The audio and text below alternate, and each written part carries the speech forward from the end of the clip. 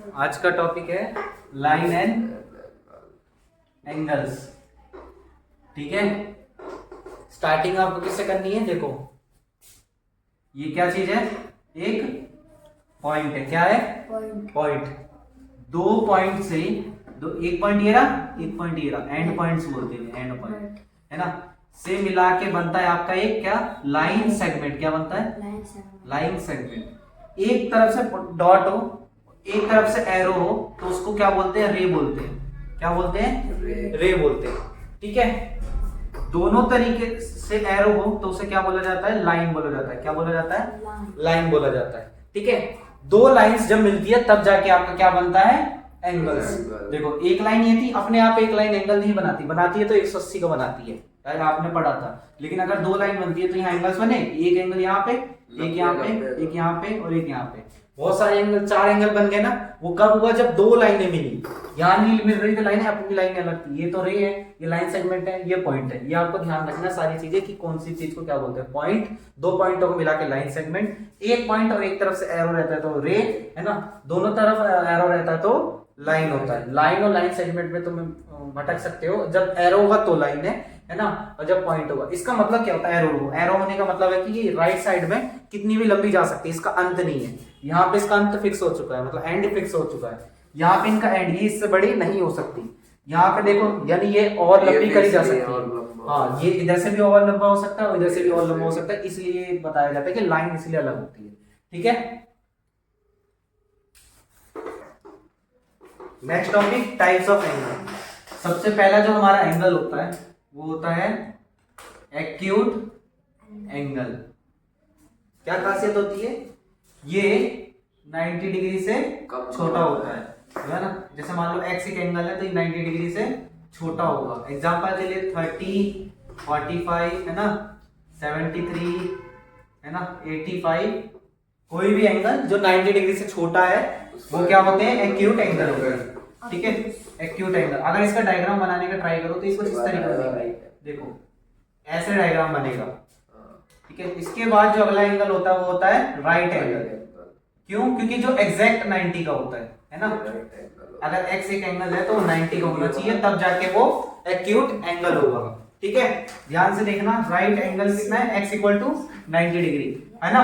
अब ये किस तरीके से होता है? ये सीधा एल बना रहा है ना, ये दिखाई दे रहा है। इस तरीके का स्ट्रक्चर होता है, ऊपर से एकदम सीधी लाइन होती है, चाहे इधर से चाहे इधर से। ठीक है, दोनों तरफ से सीधी लाइन होती है ना। और ये सिर्फ 90 का होता है ना। 90 से एक भी ऊपर नीचे हुआ तो नहीं होगा, नीचे हुआ तो एक्यूट एंगल है ना, 90 से ऊपर हुआ तो ऑब्ट्यूज एंगल है ना। इसकी कैसे डेफिनेशन दिखा? मतलब अगर एक एक्स एंगल है तो 180 से छोटा होना चाहिए है ना, और 90 से बड़ा होना चाहिए। ठीक है, यानी ये कुछ इस तरीके से दिखाई देगा। ये सीधी लाइन है, यहाँ पे तो 90 होता था, इससे कम होने पे 90 होता था, यानी इसको उधर झुका देना चाहिए ना। ठीक है ना, इस तरीके से, इस तरीके से ऑब्ट्यूज एंगल। एग्जांपल है 122 है ना, 130 है ना, 175। ये सारे एंगल्स के एग्जांपल है। 90 से बड़ा होना चाहिए, 100 भी हो जाएगा है ना। 90 से बड़ा होना चाहिए और इससे छोटा होना चाहिए। ठीक है, ठीक है। नेक्स्ट एंगल कौन सा होगा अगर आपको पता है तो? Straight angle. इसे किसे बोला जाता है? जो एग्जैक्ट कितने का हो? 180 का हो। एग्जैक्ट कितने का हो? 180 का हो। ये किस तरीके से? बस सीधी लाइन होती है ना, क्योंकि सीधी लाइन के ऊपर देखो ये कुछ इस तरीके से बनेगा, या तो इधर से है ना, या तो इधर से है ना, 180 बनाता है। ठीक है, नेक्स्ट एंगल कौन सा होगा? रिफ्लेक्स। ये कौन सा होगा? जो 180 से बड़ा हो है ना, 180 से बड़ा हो बट छोटा होना चाहिए किससे? 360 से। ठीक है, ये कुछ आपको इस तरीके से दिखेगा। अब कहोगे ये क्या? हाँ देखो, यहां से एंगल बनाने का ट्राई करो है ना। 180 से डी, मतलब 180 इतना होता, थोड़ा सा और इसमें जुड़ गया, इस वजह से 180 से बड़ा हो गया। लास्ट एंगल कौन सा होता है? कंप्लीट एंगल, मतलब पूरा सर्कल, पूरा सर्कल 360 डिग्री है ना, एग्जैक्ट 360 का सर्कल। ठीक है, ये कोई भी सर्कल सेंटर का हमेशा 360 बनता है। ठीक है, याद रखना। नेक्स्ट हमें जो एंगल सीखना है वो होता है सप्लीमेंट्री पहले कॉम्प्लीमेंट्री सीखते हैं।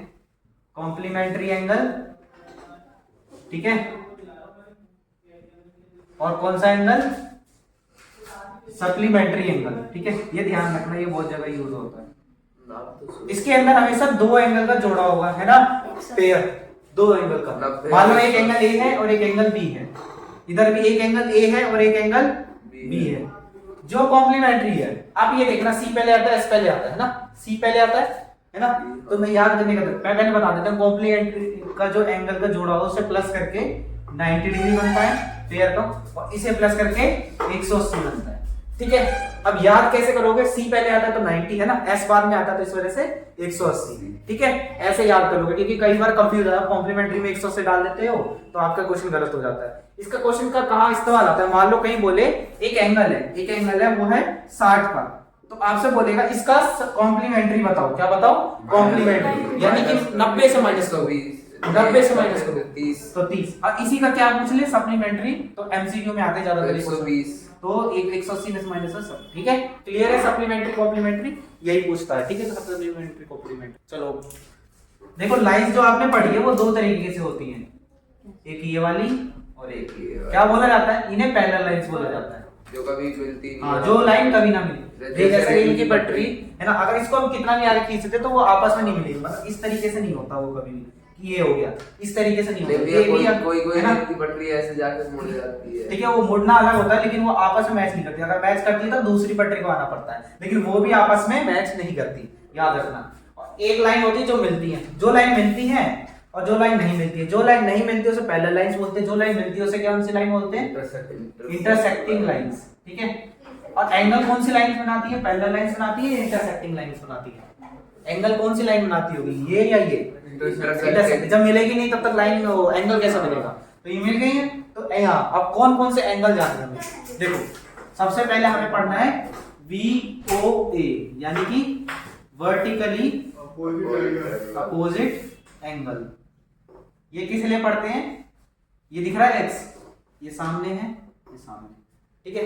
आमने सामने वाले दिखाई दे रहा है, आमने सामने वाले एंगल्स क्या होते हैं? इक्वल होते हैं, ऑलवेज। यहाँ लिख देंगे, इसका फॉर्मूला क्या है? Always equal. ये इसलिए पढ़ा जाता है। अगर यहाँ पे 70 वैल्यू है और यहाँ पे x लिखा है, तो किसी ने बोला x का आंसर बता, तो आप बोलना 70 ही है ना।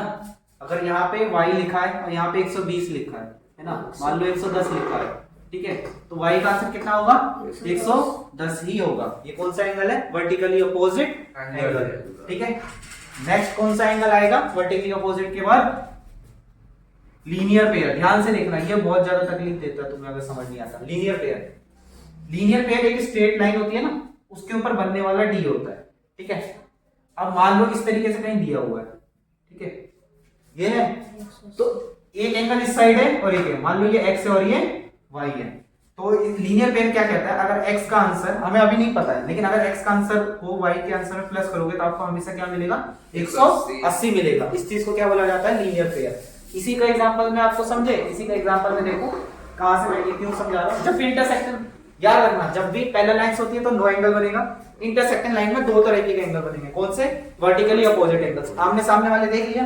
फिर कौन से बनते हैं? Linear pair. लीनियर पेयर होते हैं अगल बगल वाले, ठीक है। यहाँ ध्यान से देखना, इसमें देखना नहीं आता लोगों को, ठीक है। अगर यहां से यहां ये दिख रहा है, जहां जहां भी डी बन पाएगा, ये एंगल 1 है, ये एंगल 2 बन रहा है। एंगल 1 प्लस एंगल 2 और इक्वल टू कितना रखोगे? 180 के, ठीक है। इधर देखो, इधर भी बन पाएगा जो अगल बगल होंगे, है ना। इधर बन पाएगा, हाँ बन पाएगा। अब इधर देखो, इधर भी बन पाएगा, है ना। और इसे मिटा दे तो इधर भी बन जाएगा, यानी चारों तरफ से बन सकता है। बस वो लेफ्ट राइट ही होना चाहिए। कौन सा नहीं हो सकता?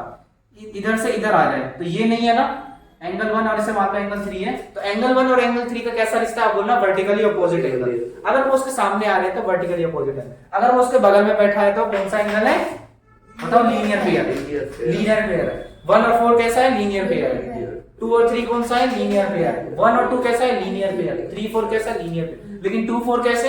Vertically opposite. 3 1 कैसे? वर्टिकल अपोजिट, है ना। ये चीज क्लियर रख लो, क्योंकि ये बहुत ज्यादा दिक्कत देती है आगे चल के क्वेश्चन में। आप जब कॉन्ग्रुएंस के चैप्टर आएगा जो कि 9th क्लास में, उसमें इससे बहुत ज्यादा प्रैक्टिस करनी है। ये लोग को समझ ही नहीं आता था। ट्रायंगल्स में लाइन एंगल्स भरे पड़े हैं ऐसे क्वेश्चन, ठीक है।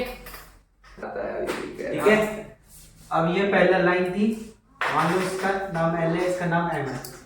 यहां से एक लाइन आती है जो इनको काटती है ना, ये दिखाई दे रही है, ये तीसरी लाइन आई एन। तो जो एन लाइन है, एन इज अ, इसको बोलते हैं मैथ्स के अंदर ट्रांसवर्सल लाइन। कौन सी लाइन? Transversal line. क्यों? क्योंकि अब देखो पहले आपके 4 एंगल बन रहे थे ना, यहाँ ऐसे कट लग रहा था, तो 1 2 3, अब आपके कितने बनेंगे? 8। 4 ऊपर 4 नीचे, क्योंकि एक लाइन यहाँ कट होगी और एक यहाँ, जितने कट हो गए, एक कट होने पे 4 एंगल बन रहे थे, तो 2 कट होने पे 8 एंगल बनेंगे। अब इन सबके कुछ अपने अपने नाम से रूल्स है, वो पढ़ना है, ठीक है। पहले इनको नंबर दे देते ताकि आपको आसानी हो मुझे बताने के लिए, है ना। Angle 1, angle 2, angle 3, angle 4, angle 5, angle 6, angle 7, angle 8, ठीक है। ये कुछ नाम मैंने दे दिए। सबसे पहले जो एंगल आपने लीनियर पेयर देखा, दोबारा करें इसमें थोड़ा सा प्रैक्टिस। लीनियर पेयर कौन कौन से होंगे? कोई से भी उठा सकते हैं ना। लीनियर पेयर 2 एंगल के नाम लेने, 1 और 2 होंगे, है ना, 1 और 2। और कौन कौन से लीनियर पेयर होंगे? 4 3 सभी हैं। हाँ 4 3। नीचे वाली लाइन में 5 6 8 7 5 6 8 7, 5 8 भी हो सकता है, 6 7 भी हो सकता है, 1 4 भी और 2 3 भी हो सकता है, यानी लीनियर पेयर हो गया। वर्टिकली अपोजिट एंगल कौन कौन से हैं? 1 3 2 4 5 7 6 8। यानी पिछला कॉन्सेप्ट भी क्लियर है ना, तभी हम आगे बढ़ रहे हैं कि हमारा पिछला कॉन्सेप्ट क्लियर है। अब हमें सबसे पहला एंगल पढ़ना है, वो है कॉरेस्पॉन्डिंग एंगल, ठीक है। कॉरेस्पॉन्डिंग एंगल, इसका पहले आप स्ट्रक्चर ध्यान से देखेंगे, नहीं तो नहीं समझ में आता है। अगर इस तरीके से है, एक अगर बाहर बन रहा है ना, तो इसी साइड में, ये साइड है, ये लेफ्ट साइड है, इसी साइड में नीचे आओ, एक यहां बनना चाहिए, ठीक है। अगर एक यहां बन रहा है तो इसी साइड में अंदर की तरफ यहां बनेगा, ठीक है।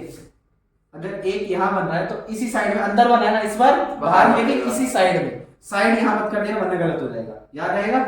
इसी साइड में अंदर बाहर, एक अंदर रहता है, एक बाहर रहता है। अगर वो बाहर है, पहला वाला बाहर है, तो दूसरे वाले डंडे पे वो अंदर बनेगा। अगर पहले वो अंदर बना है तो दूसरे पे बाहर बनेगा। इसलिए सारे केस बना के दिखा दिए मैंने। अगर यहाँ है तो कहाँ बनना चाहिए? यहाँ भी नहीं बनना चाहिए, वरना गलती हो जाएगी। अंदर बना है ना तो बाहर बनेगा इसी साइड पे, वरना दूसरी साइड चेंज करनी चाहिए। तो कोरेस्पॉन्डिंग का मतलब समझ में आया। तो अब थोड़ा लिखने का ट्राई करें। कोरेस्पॉन्डिंग एंगल कौन कौन से होते हैं?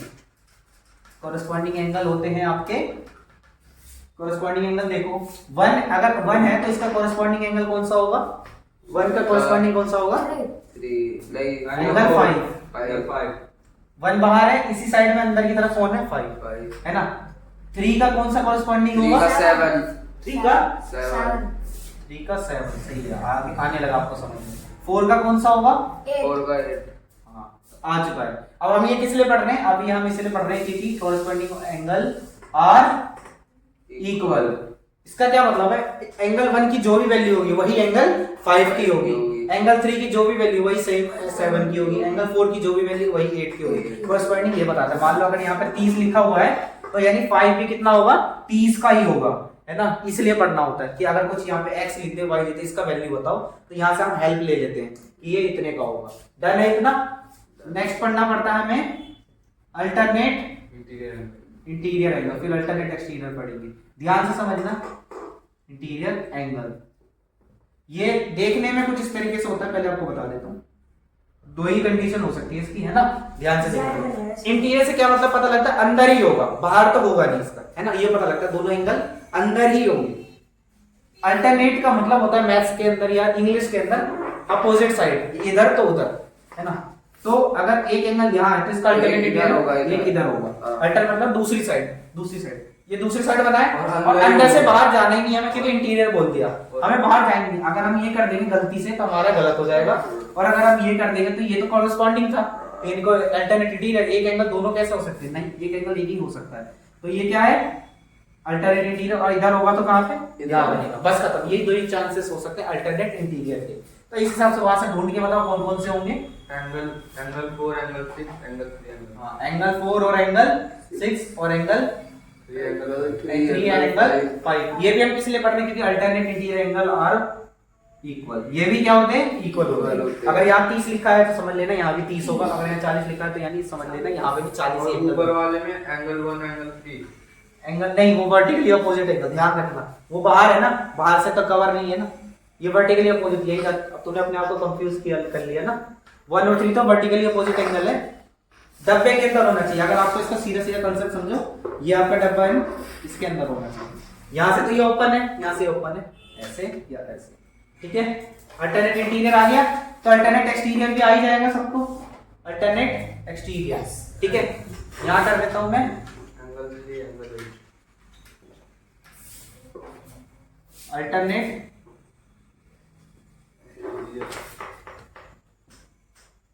एक्सटीरियर, ये बाहर वाला होगा। ठीक है। अल्टरनेट एक्सटीरियर एंगल होगा आपका डब्बे से बाहर, ये डब्बा है ना, इससे बाहर 1 और 7, हाँ 1 और 7 2 8 क्लियर है। ये भी क्या होते हैं, इक्वली होते हैं, यानी जो भी 1 की वैल्यू वही 7 की वैल्यू, जो 7 की वैल्यू वही 1 की, जो 8 की वैल्यू वही 2 की वैल्यू, जो 2 की वैल्यू वही 8 की वैल्यू, ठीक है। ट्रांसवर्सन की वजह से लास्ट जो एंगल है वो होता है, कौन सा चल रहा है, फिर फोर्थ चल रहा है ना, इसे बोलते हैं को इंटीरियर एंगल्स। ये कैसे होते हैं ध्यान से देखना, वही डब्बे बना के दिखाऊंगा। 2 ही केस है इसमें भी। अल्टरनेट इंटीरियर ऐसे होते थे ना, बस को इंटीरियर में एक ही साइड होगी, याद रखना। को इंटीरियर में इधर देखो, एक ये और एक ये है ना, एक ही साइड जब होते हैं तो को इंटीरियर एंगल। मतलब एक अलग अलग तरफ होते हैं डब्बे के अंदर, अलग अलग अल्टरनेट इंटीरियर एंगल, लेकिन डब्बे के अंदर ही एक ही साइड होना, बाहर नहीं, सिर्फ एक ही साइड होना को इंटीरियर एंगल। इसलिए इंटीरियर है ना, इस वजह से इंटीरियर से बाहर जा ही नहीं सकता। और एक ही दोनों के समझ में आ गए। अब ये पढ़ना इसलिए जरूरी कि को इंटीरियर एंगल का सम जो होता है वो किसके बराबर होता है, 180। इसका मतलब जो ये है ये इक्वल नहीं है, जैसे बाकी सब में देख रहे हैं ये इक्वल ये इक्वल। इसमें क्या है, इन दोनों को जोड़ के आंसर कितना आएगा, 180। इन दोनों को जोड़ के आंसर कितना आएगा, 180। मान लो ये एंगल 1 है तो एंगल 2, तो एंगल 1 प्लस एंगल 2 का आंसर 180। ये कहां काम आएगा, मान के चलो कि आपको 2 दे रखा है तो एक तब भी पता लग जाएगा ना, 2 आपका 70 दे रखा है तो एक पक्का 110 होगा, है ना, इसमें से ही माइनस किया तो, है ना। सेम अगर ये एंगल 3 और एंगल 4 है तो एंगल 3 प्लस एंगल 4 किसके बराबर है, 180। अगर ये 100 है तो ये पक्का 80 होगा, है ना। तो यहाँ फायदा देता है ये, ठीक है। इस तरीके के क्वेश्चन निकालने हैं, ठीक है। अब थोड़ा इसे लिख के दिखाते इसके हिसाब से कौन कौन से एंगल को इंटीरियर होंगे हमारे इस डायग्राम के हिसाब से।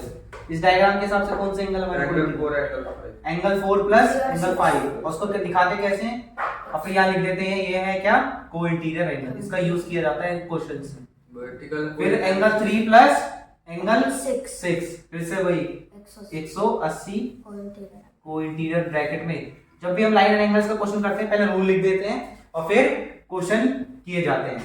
मान के चलो एंगल 1 और एंगल 1 एंगल 5, एंगल 1 और एंगल 5 आपस में कैसे रिलेटेड थे बताइए आप, ठीक है। आप बताइए एंगल 1 और एंगल 5 कैसे रिलेटेड थे। ये क्रॉस पोर्ट, हाँ, तो और उसका रूल क्या होता था, प्लस करता होता था, इक्वल होता था, इक्वल। तो यहाँ इक्वल का सिंबल लगाया और ब्रैकेट में क्या लिखा कि हमने किस वजह से करा, ये समझ में आ गया। ऐसे यूज किया जाता है मैथ्स के क्वेश्चन में कोरिस्पोंडिंग एंगल्स, ठीक है। एंगल 4 और एंगल 6 इक्वल होने चाहिए, हाँ या ना, इक्वल होगा। हाँ, और रीजन क्या होना चाहिए इनका, ये वो है अल्टरनेट एक्सटीरियर इंटीरियर, 4 और 6 इंटीरियर, अल्टरनेट इंटीरियर एंगल इस तरीके से यूज किया जाता है, ठीक है। Yes sir. नेक्स्ट टॉपिक है एडजेसेंट एंगल्स, ठीक है। एडजेसेंट एंगल्स, ये मान लो स्ट्रेट लाइन है, इसके ऊपर है ना एंगल्स में बनाता हूं, ठीक है। यहां मैं इसको नाम देता हूं O, A, B, C। बहुत इंपॉर्टेंट है आपके लाइन और एंगल्स और प्रूफ डेट वाले क्वेश्चन सॉल्व करने के लिए, कुछ जो चीज सिखाने वाला हूं। और एक यहां मैं आपको सिखाने वाला हूं, ये सबसे बेसिक वाला A, B, C और D। अब क्या बात है, जैसे यहाँ एंगल 1 ले लो और एंगल 2, ठीक है। यहाँ भी कुछ ले ले, angle 1, angle 2, angle 3, angle 4, sign, ठीक है। एडजेसेंट एंगल होते क्या है, पिछली बार भी मैंने आपको बताया था, एडजेसेंट एंगल अगर हिंदी में बोला जाए तो पड़ोसी एंगल, जो एक के पास एक तुरंत हो।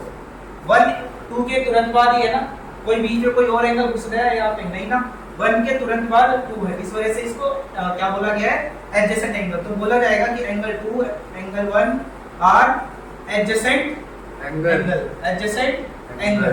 अब इसको लिखने के 2 तरीके होते हैं, ठीक है। इसको लिखने के भी एक तरीका होता है, कि 1 और 2 तो आपने बोल दिया, ये भी बोल सकते हो, लेकिन मैथ्स में फुल नेम भी होता है ना, जो आपने देखा एडीसी एंगल बीडीसी है ना, वो सब लिखना आना चाहिए। अगर वो लिखना नहीं आता तो आप एक भी क्वेश्चन नहीं कर पाओगे ट्रायंगल्स के, क्वाड्रिलेटरल्स के, ठीक है। ध्यान से देखो, अगर इस एंगल की बात करी जा रही है, देखो बी है ना, 1 की बात करी जा रही है, तो एक तो ये जिस पे ये बन रहा है, ये 1 किस पे बन रहा है, बी पॉइंट में, तो उसको कहाँ रखना है, बीच में, इसको कहाँ रखना है, बीच में। और इस बी को कवर करने वाले दो हाथ कौन से, एक तो ये है ना, इस बी को है ना ए बी है ना, फिर कौन सा है बी डी। तो आप इसको इस तरीके से बोलोगे, angle A B D, angle A B D, या फिर आप इसको उल्टा भी बोल सकते हो, एंगल डी बी ए। तो जब मैं बोलूं कोई भी फिगर में एंगल ए बी डी देखो, तो आपको ऐसा दिखना चाहिए, ए बी डी। कुछ कुछ बच्चे से ऐसे देख सकते हैं, तो ये ध्यान रखना। इसका क्या नाम होगा, एंगल ए बी डी। 2 का क्या नाम होगा इसी तरीके से, एंगल 2 का क्या नाम होगा, डी बी सी। डी जो जिस पे बन रहा है वो बीच में, साइड में आप कुछ भी बोल सकते हो, सी डी बी भी बोल सकते थे, डी बी सी बोल सकते हो। यहाँ क्लियर है एडजेसेंट एंगल, तो यहाँ आ जाए, है ना। इस प्रकार से सारे एंगल्स हैं। अब मुझे पहले ये बताओ कि एंगल 1 का एडजेसेंट एंगल कौन कौन से कहलाएंगे। एंगल 1 का एडजेसेंट एंगल कौन सा है, ए ओ ई, क्या ए ओ ई, नहीं नाम लेके नहीं, अभी 1 2 3 4 में बोलो। एंगल 1 का एडजेसेंट एंगल कौन सा है, 2। एंगल 2 का एडजेसेंट एंगल कौन कौन सा, 4 नहीं है। एंगल 2 यानी ये, इसके एडजेसेंट एंगल 4 हो ही नहीं सकता। जो एडजेसेंट एंगल की तुमने अभी डेफिनेशन क्या समझी, जो उसके तुरंत बाद हो, बिल्कुल चिपक के हो, क्या 2 और 4 बिल्कुल चिपक के हैं, बीच में कोई और एंगल नहीं आ रही, आ तो रहे हैं, तो नहीं बोल सकते पड़ोसी एंगल एडजेसेंट एंगल में कम। तो 2 के एडजेसेंट एंगल या तो 3 हो सकता है या 1 हो सकता है। 4 का एडजेसेंट एंगल ओनली 3 है, क्योंकि इसकी इधर कोई एंगल नहीं बन रहा। 3 का एडजेसेंट एंगल 2 हो सकते हैं, या तो 4 या तो 2। तो ये बताओ मुझे एडजेसेंट एंगल्स का कंसेप्ट क्लियर है, क्योंकि बहुत जगह यूज होता है एडजेसेंट एंगल, एंगल 1 बन रहा है, जो बिल्कुल बगल बगल में, उनके बीच में कोई और एंगल है ही नहीं, तो वही एंगल एडजेसेंट होते हैं। अब नाम लेके बोले, जैसे एंगल ई ओ डी, ई ओ डी बोले तो आपको यहाँ देखना चाहिए, ई ओ डी, यानी एंगल 2 की बात हो रही है। इसके पड़ोसी 2 हो सकते हैं, एक तो ये 3 तो 3 का नाम क्या बोले, एंगल डी ओ सी बोल दे, ठीक है। और ये भी हो सकते हैं एंगल, इसका नाम क्या बोल दे, ई ओ ए भी बोल सकते हैं, और ए ओ ई भी बोल सकते हैं। क्लियर है एडजेसेंट एंगल का कंसेप्ट।